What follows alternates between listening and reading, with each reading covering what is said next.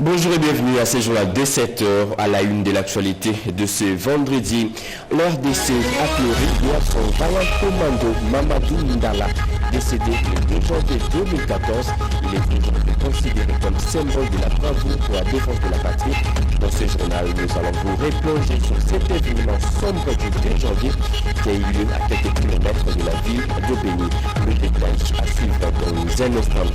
Également au sommaire de votre secteur, témoignages poignants et glaçants qui choquent et suscitent de la colère. Des gardiches de sa propre maison, privée de sa ferme, Vivienne Chika, épouse du docteur Emery Saïdi, relate son calvaire à la coordonnatrice du service spécialisé du chef de l'État en charge de la violence faite aux femmes. Un témoignage à suivre dans ce journal. Et enfin, les étudiants de l'UNBTP confrontés à la pratique. Ces futurs ingénieurs des travaux publics sont sortis de leur livre et sont en plein chantier. Ils exécutent les travaux de construction du pont Chamoukwalé, un pont qui va relier les avenues de la montagne et des écuries dans la commune de Gambiema. Voilà tout pour le titre. Mesdames et messieurs, encore une fois, bienvenue à vous sur nos régionales, la radio-télévision nationale congolaise. Le passage à l'an 2025, la fête était grandiose, réussie et sans incident en Ituri. Toutes les grandes places à Mambasa, Aru, Djougou, Irumu ont grondé des joies. Des veillées de prière, des concerts de musique, des rencontres sportives ont été organisées dans plusieurs coins. Des ambiances qui démontraient réellement le retour progressif de la paix en Ituri. Nous sommes ici au nord-est de la République démocratique du Congo, en ville de Bunia, chef-lieu de la province de l'Ituri. La population a célébré la fête de bonne année 2024-2025 dans un climat de sécurité et de tranquillité la plus profonde. La fête était bien passée, papa nous a acheté des cadeaux, la sécurité était bonne, je remercie le beau Dieu. La fête s'est très bien passée, il y a de l'ambiance, je ne rentre pas maintenant avec mes enfants, les enfants venez, on est tous là, il est 21h. Nous demandons aux jeunes de l'Ituri de nous forcer encore pour la révolution de notre vie. Ne perdons pas l'espoir car Dieu est vivant et notre gouverneur est en train de faire un effort pour la révolution de notre vie. C'était la même ambiance dans le territoire de Djougou, précisément à Tchomia, où la paix, la cohabitation pacifique s'observe grâce aux éléments de forces armées déployés dans la zone lacustre. Certains habitants ont célébré la Bonana 2025 dans les bistrots, snack bars et boîtes de nuit. D'autres, par contre, ont rempli le stade moderne de Kindia en fédérant autour du ballon rond.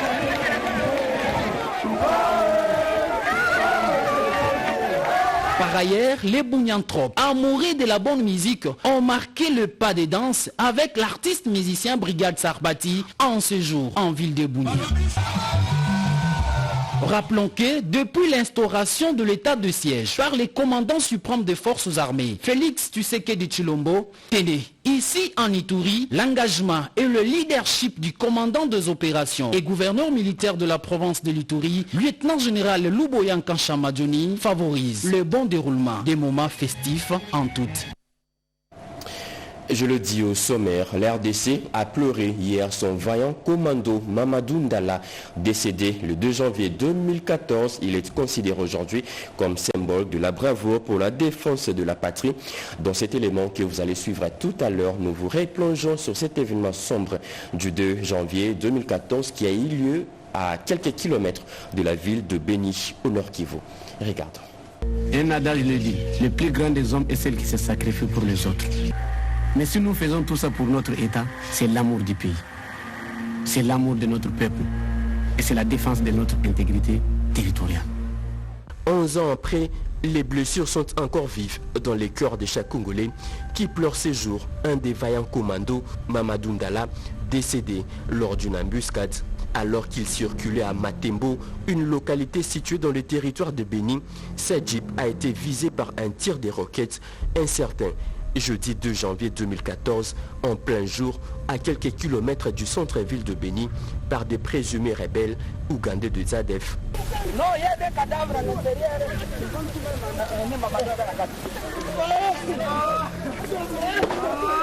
Un jeune chef militaire très apprécié par ses hommes, sa mort a suscité de l'émotion sur le champ de bataille. Considéré aujourd'hui comme héros de la guerre contre le terrorisme du 1-23, il a été tué avec ses 2 gardes du corps. Lors de ses obsèques, ce chef du 42e bataillon commando de l'unité de réaction rapide a été élevé au grade de général à titre posthume. Une vingtaine de personnes civiles et militaires avaient été arrêtées et jugées dans cette affaire. Le colonel Mamadou Ndala a été rendu célèbre surtout pour avoir défait en fin 2013 le 1-23 qui occupait une partie du Nord Kivu jusqu'aux portes de Goma. Au nom de tous les peuples congolais, justice serait rendue. Nous sommes les forces spéciales d'Ottawa Pig Hadikumush.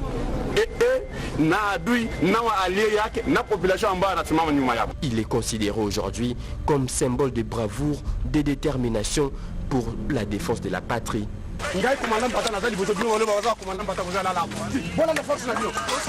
Des idéaux pérennisés dans l'armée où plusieurs autres Mamadou Ndala sont nés et sont prêts à verser de leur sang pour sauvegarder l'intégrité territoriale. Et toujours dans la même veine, 11 ans après sa mort, Mamadou Ndala n'est pas oublié par ses proches.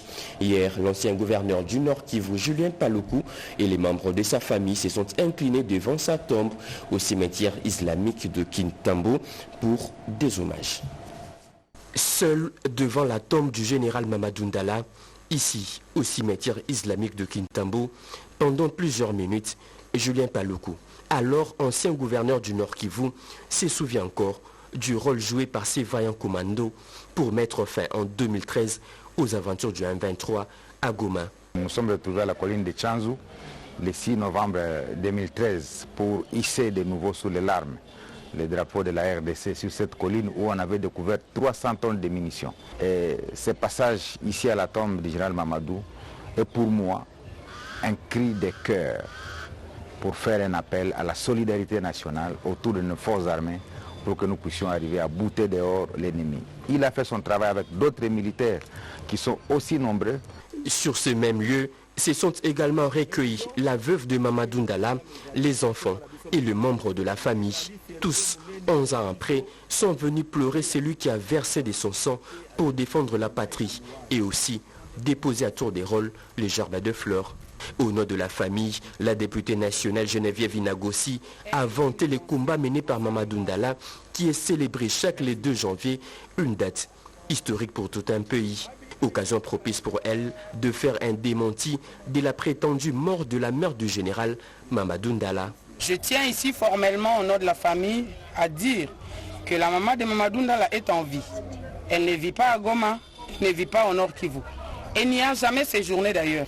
Ça, ce n'est pas respecter la mémoire et la vie de celui qui a versé de son sang pour que chacun d'entre nous soit en paix. Tué le 2 janvier 2014, le général Mamadou Ndala est aujourd'hui considéré comme une figure emblématique de la lutte contre l'insécurité dans l'Est de la République démocratique du Congo.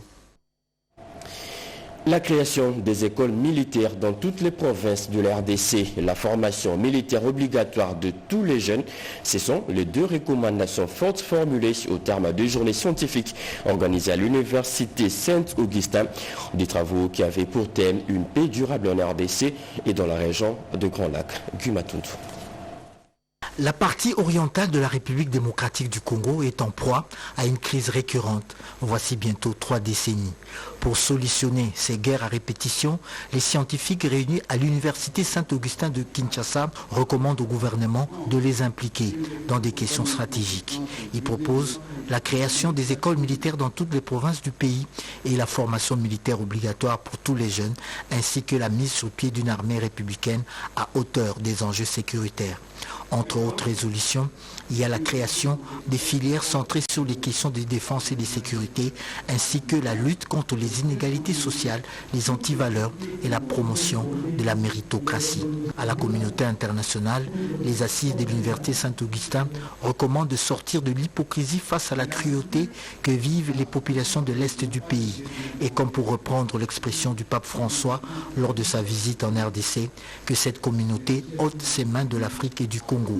Au pays de la sous-région, les participants aux journées scientifiques ont plaidé pour la promotion des projets intégrateurs en vue de la stabilité de la région du Grand Lac africain. La province du Haut-Katanga a une nouvelle morgue. Elle a la capacité de 12 tiroirs et 2 salles de nettoyage des corps. Cette morgue a été inaugurée par l'administrateur du territoire des Kambov. C'était en présence de plusieurs autorités coutumières. Rodépanda nous explique. Ce nouveau bâtiment qui jaillit des terres dans les quartiers Kiwewe, site de Kibbutz, c'est la nouvelle morgue moderne composée de 12 tiroirs et 2 salles de nettoyage de corps. C'est des retombées du nouveau code minier qui permet aux communautés locales d'en tirer profit à travers leurs propres projets de développement. Ces projets résultent de 0,3% de produits miniers extrait de ces terres. Mardi 31 décembre 2024, honorable et grand chef coutumier de Bassanga, Mathieu Pemba Moto, a coupé le ruban symbolique. Témoin de l'événement, les autorités locales et différentes personnalités politico-administratives. Je rends hommage au président de la République qui, par sa volonté politique, a mis en œuvre le code minier en permettant que les comités locaux des bases choisissent leurs projets et les exécutent à travers les 0,3% du chiffre d'affaires. Malgré les actes de vandalisme causés par des inciviques sur les corbillards, l'honorable et grand chef Bassanga rassure.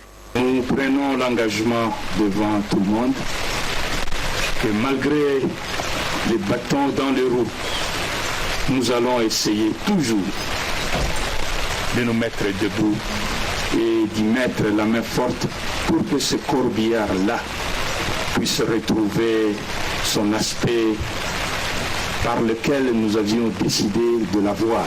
L'administrateur du territoire de Kambov, François Kalombo Kayembe, en appelle à l'unité et à la vigilance de tous pour décourager cet incivisme. Coalisons les efforts pour que cette histoire ne soit plus encore sabotée pour la énième fois. La disponibilité d'une borne fontaine est un ouf de soulagement pour la population. La visite et la remise des clés du bâtiment étaient la boucle de la cérémonie. Les étudiants de l'UNBTP confrontés à la pratique, ces futurs ingénieurs des travaux publics sont sortis de leurs livres et sont en plein chantier. Ils exécutent les travaux de construction du pont Chamoukwale, un pont qui va relier les avenues de la Montagne et des écuries dans la commune de Ngalima. Les travaux ont été lancés par le directeur général de CETALMA, Mater Nana Nawej et Patrick Achala étaient sur place.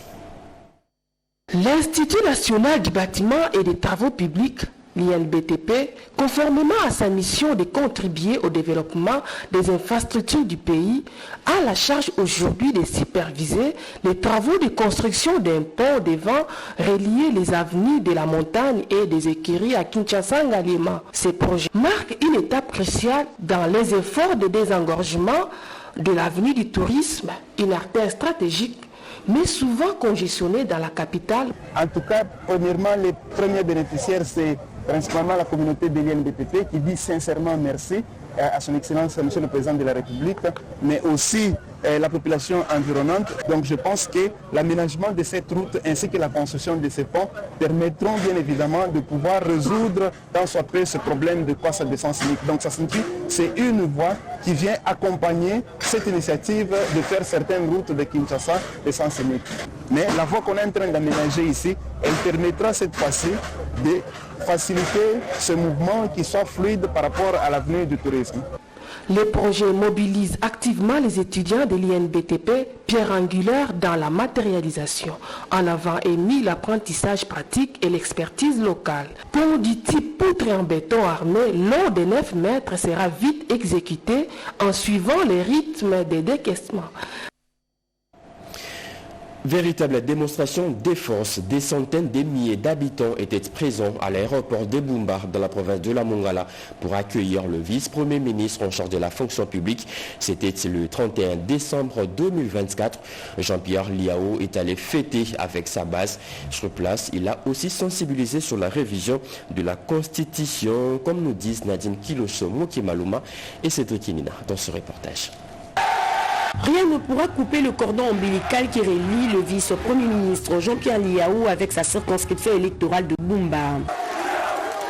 Témoigne la clameur, les chants d'allégresse, la ferveur qui a caractérisé l'arrivée du vice-premier ministre Jean-Pierre Liao ce mardi 31 décembre 2024 à Bumba. Toujours connecté à sa base, le vice-premier ministre Jean-Pierre Liao a reçu un accueil délirant des milliers de Bumbatraciens en furie, rendant très difficile la prise d'image devant immortaliser ce moment. De l'aéroport jusqu'au lieu du meeting, les artères de Bumba ont été pris d'assaut par la population pour communier et être en connexion avec le vice-premier ministre Jean-Pierre Liao. Au rond-point Mobutu, devant une foule compacte, le vice-premier ministre Jean-Pierre Liao a martelé sur la nécessité de bannir toutes sortes de divisions pour garantir l'unité en présence de tous les députés nationaux élus du territoire de Bumba.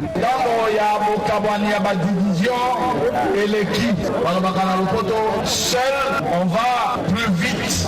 Ensemble, on va plus loin. Dynamique,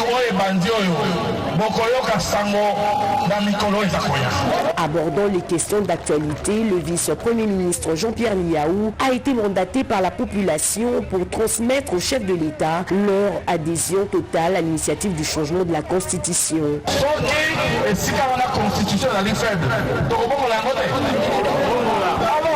C'est les peuples qui décident. Tard dans la soirée, la population de Bumba a célébré la nouvelle année avec les artistes musiciens Michel Bakenda et Robino Mondibou, invités par le VPM Jean-Pierre Liao, qui à l'occasion a présenté ses vœux de nouvel an aux Bumbatraciens. 10 000 pannes distribuées aux femmes de la Fondation José Mpanda et les épouses de militaires de Mbujimaï dans la province du Kasaï oriental. Un don de la première dame sur place, Denise Nyakeruchi Sekedi, a sensibilisé ces femmes à participer dans le développement de leur province. Robert Ndaï. À l'occasion de la visite d'itinérance du président de la République Félix-Antoine Tshisekedi Tshilombo à Mbujimaï, le couple du sénateur José Mpanda Kabango a conduit la première dame de la République, Denise Nyakero Tshisekedi, au centre Prof Cham pour communier avec les mamans de la Fondation Panda Wetu, du Congo Espoir, des épouses des militaires et d'autres structures et mouvements associatifs du Kasaï oriental. Une rencontre chaleureuse et conviviale qui avait pour objectif d'échanger avec ces femmes sur les enjeux à la condition des femmes et de promouvoir l'engagement associatif. Cette rencontre a débuté par le mot de bienvenue de l'honorable Dimi Panda, époux du sénateur José Mpanda Kabango, qui a remercié la première dame Denise Nyakero Tshisekedi, celle que tous les Kassaïens appellent Mwachika, pour sa disponibilité malgré ses lourdes charges. Pour Dimi Panda Kabango, cette rencontre témoigne la solidarité et l'engagement de la distinguée première dame envers les épouses des militaires dont leurs maris sont engagés au front pour la défense de la patrie. La distinguée première dame a au nom de son mari, Félix Antoine Tshisekedi Tshilombo, présenté les vœux pour cette année nouvelle, année de l'accomplissement des différents projets au Kasaï oriental. Cette rencontre, empreinte de respect et d'admiration, a été aussi l'occasion pour la première dame de souligner le rôle essentiel des épouses dans les soutiens moral et émotionnel de leur mari, surtout pour les militaires qui défendent les pays face à l'agression barbare à l'est de la RDC. Cette rencontre a été un moment fort d'échange et de solidarité entre la distinguée première dame et les mouvements associatifs de femmes. Elle a remis plus de 10 000 pagnes, festivités de fin d'année oblige. Vous êtes les piliers de la famille, a dit Denise Nyakero Tshisekedi.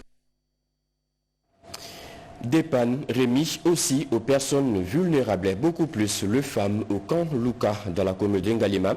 Pas seulement ces personnes vivant avec handicap ont aussi reçu des vivres et des enveloppes. Un don du vice-ministre de la Justice, Samuel Mbemba Rodépanda, était sur place.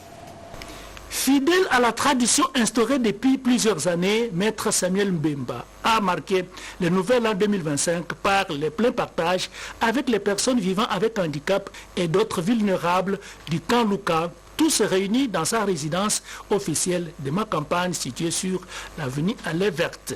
Lors de cet événement, les invités de Maître Samuel Mbemba, vice-ministre de la Justice, ont reçu des présents constitués des pagnes pour les femmes, des pantalons et chemises pour les hommes, ainsi qu'une enveloppe ont été offerts aux invités de Maître Samuel Mbemba. C'était l'occasion pour ces bienfaiteurs de préciser l'importance de cette rencontre et la valeur qu'il accorde à cette catégorie souvent marginalisée.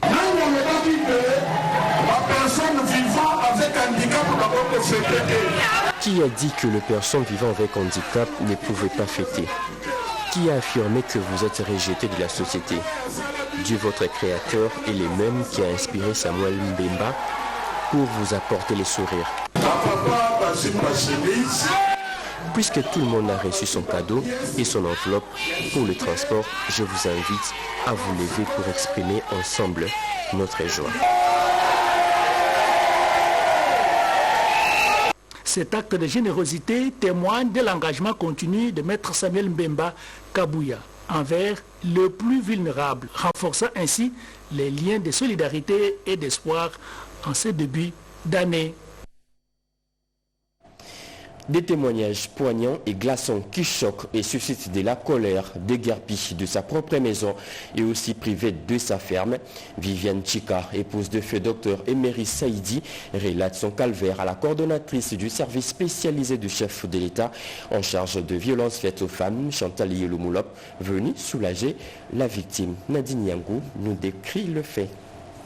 Je leur ai demandé, vous êtes venu faire quoi chez moi? Ils ont dit, madame, on a déjà déguerpi d'autres personnes, maintenant c'est à vous. Moi, j'ai dit, vous allez entrer où? Non, non, c'est l'État, c'est la loi. Victime d'un déguerpissement forcé de sa villa située à Kitambo, Jamaïque, ainsi que de sa ferme à Kimwenza, Viviane Chika, la veuve de feu docteur Emery Saïdi, a reçu la visite de Chantal Yelomoulop, coordonnatrice du service spécialisé du chef de l'État en charge de la jeunesse, violences faites aux femmes et traite de personnes. Soulagée par cette visite, Madame Viviane Chika n'a pas caché sa joie. Je suis très contente d'avoir une maman à côté de moi pour venir m'encourager, m'aider avec l'autorisation du président de la République, par toute seule elle ne peut pas. Et de la première ministre, j'ai dit merci beaucoup. On veut lui arracher sa ferme qu'elle a depuis plus de 20 ans et la même chose que sa maison qu'elle a eue avec son défunt mari. Et on ne regarde pas la souffrance. Et maintenant, en pleine période de Noël, on décide de faire souffrir une personne. Est-ce que ces gens-là ont un cœur? Je ne pense pas. On doit finir avec la spoliation. On a la chance d'avoir un bon gouvernement. Le président de la République, bien sûr, qui surveille tout ça. Chantal Yelomoulop a promis à la famille que des mesures seront prises pour que cette dernière retrouve ses droits. Le secrétaire permanent de l'Union sacrée, André Mbata, a visité le bâtiment de l'Athénée royal de Kananga, complètement réhabilité. C'est dans ces complexes qu'ont eu les travaux de la rédaction de la première constitution des Louloabourg de la RDC. Robert Ndaye Chisense pour les commentaires. Athénée royal de Kananga, complètement réhabilité grâce à la volonté politique du président de la République, Félix Antoine Tshisekedi Tshilombo. Ce complexe est devenu le plus grand de la République démocratique du Congo avec 365 salles de classe et accueillera 20 000 élèves. Dans ce complexe se trouve le premier bâtiment ayant abrité les travaux de la rédaction de la première constitution de Louloabourg. Le secrétaire permanent de l'Union sacrée de la nation, le professeur André Mbata Betoukoumé Soumangu, figure emblématique de la politique congolaise, constitutionnaliste de son État, a effectué une visite marquante dans le bâtiment de Louloabourg, récemment réhabilité grâce aux efforts du chef de l'État, Félix Antoine Tshisekedi Tshilombo, haute autorité politique de l'Union sacrée de la nation. L'histoire retiendra que c'est ici qu'a été rédigée la première constitution de la République démocratique du Congo. C'est un moment assez important. Ce bâtiment est historique. Ces terres sont également saintes, comme dirait le constitutionnaliste, parce que d'ici est partie la première constitution qui a régi notre pays. Et vous l'avez rappelé, une soixantaine d'années après, nous y revoilà. Et le président Félix Antoine Tshisekedi Tshilombo, en rapport un peu avec les esprits de notre pays, il vient d'appeler son peuple à une réflexion nationale pour une réforme constitutionnelle. Ce projet ambitieux du chef de l'État a inclus la rénovation des salles de classe, l'aménagement de nouveaux espaces, des loisirs pour les élèves et surtout la réhabilitation des fonds en comble de la salle de plénière. La population du Kasaï central souhaite que la commission qui sera mise en place par le président de la République pour la réélecture de la loi fondamentale puisse siéger dans ces bâtiments. Ça sera une belle occasion de réécrire l'histoire de 1964. Du sport et du tennis avant de nous séparer. Un match a été organisé à l'université de Kinshasa. Ces matchs a opposé les professeurs des différentes facultés. Une rencontre sportive organisée pour mieux clôturer l'année 2024. Rodépanda. La fin d'une année pour une communauté a toujours été un moment spécial de souvenirs, retrouvailles et de partage. Dans ce cadre, les activités marquant la fin de l'année civile 2024, les professeurs de l'université de Kinshasa, mieux les clubs tennis des résidents du plateau des professeurs, a organisé ce dimanche 29 décembre 2024 un match amical de tennis. Selon le président du club tennis des résidents du plateau, le professeur Dr Mandoko Nkoli Papi, l'objectif poursuivi est non seulement un exercice physique, mais surtout renforcer les liens d'amitié, de fraternité, les vivre ensemble par la promotion de la santé physique. Nous avons jugé qu'il était bon que nous puissions organiser un tournoi qu'on appelle le tournoi Poto-Poto, de partager le moment agréable sur le terrain, à travers le gouvernement, à travers les bases que le gouvernement pourra mettre en place. Je sais que ça va faire la bonne promotion de tennis à travers la République démocratique du Congo. La personne qui a sponsorisé ce tournoi, professeur Mado Poba, mon épouse. Cette activité organisée avec la collaboration de la professeure Dr Mado Poba a réuni toutes les couches sociales du plateau des professeurs de l'UNIKIN, personnel administratif, ouvriers et enfants. Les clubs tennis des résidents du plateau entendent multiplier ces rencontres sportives en 2025. Un appel est donc lancé, personnes de bonne volonté, pour un soutien, car l'exercice physique et corporel contribue énormément à la santé. C'est fini pour ce journal de 7 heures. Mesdames et messieurs, ce journal a été coordonné par Guy Matundu, réalisé par Mamita Bangoulou Peshomu Bengaya Kasongo. La partie technique a été assurée par Émile Zola, Alain Galia, Derek Siloumou, François Kapiamba. Merci de nous avoir suivis. L'actualité continue sur nos antennes. Retrouvez à 13h30 Yvette Makuntima. Très bonne suite des programmes sur nos antennes. Au revoir.